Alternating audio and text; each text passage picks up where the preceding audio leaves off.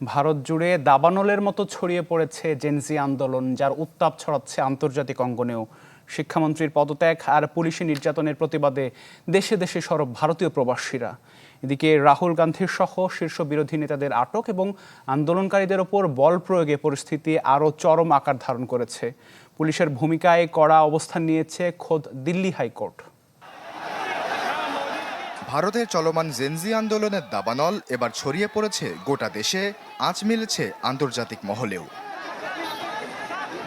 রাজধানী দিল্লির বাইরে উত্তরপ্রদেশের লখনৌ, বিহারের পাটনা, কর্ণাটকের বেঙ্গালুরু, তেলেঙ্গানার হায়দ্রাবাদ এবং গুজরাটের সুরাটে দফায় দফায় চলছে বিক্ষোভ। মহারাষ্ট্রেও পৌঁছে গেছে আন্দোলনের ঢেউ। দেশের গণ্ডি পেরিয়ে শিক্ষামন্ত্রী ধর্মেন্দ্র প্রধানের পদত্যাগ এবং শিক্ষার্থীদের ওপর পুলিশি নির্যাতনের প্রতিবাদে সরব হয়েছেন প্রবাসী ভারতীয়রা। সিজেপির সমর্থনে লন্ডনে ভারতীয় হাইকমিশনের সামনে জড়ো হন হাজারো মানুষ।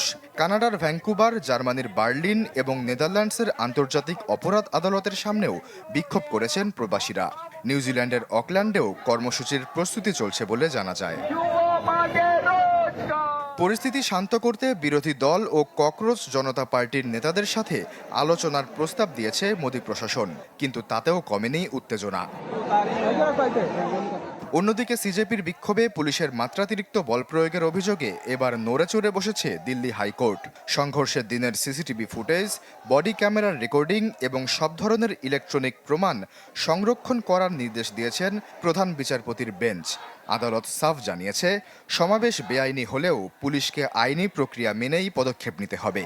দিল্লি প্রশাসন ও পুলিশকে জবাব দিতে 4 সপ্তাহের মতো সময় বেঁধে দেওয়া হয়েছে। তবে সরকারের দাবি, বিক্ষোভকারীরা সরকারি গাড়ি ভাঙচুর এবং পুলিশের ওপর পাথর নিক্ষেপ করেছিল, তবে এখন পর্যন্ত এর পক্ষে কোনো প্রমাণ দিতে পারেনি পুলিশ। এর ঠিক একদিন আগে প্রধানমন্ত্রীর বাসভবনের সামনে অবস্থান কর্মসূচি থেকে কংগ্রেস নেতা রাহুল গান্ধী, প্রিয়াঙ্কা গান্ধী এবং সমাজবাদী পার্টির অখিলেশ যাদবকে আটক করে পুলিশ। সরকারের পদত্যাগের দাবিতে তাদের এই কর্মসূচির পর রাজনৈতিক সংঘাত আরও চরম আকার ধারণ করে। নিরাপত্তা জোরদারের অজুহাতে রাজধানী দিল্লিতে বন্ধ রাখা হয়েছে 16টি মেট্রো স্টেশন। আশ্বাস চৌধুরী, চ্যানেল 24।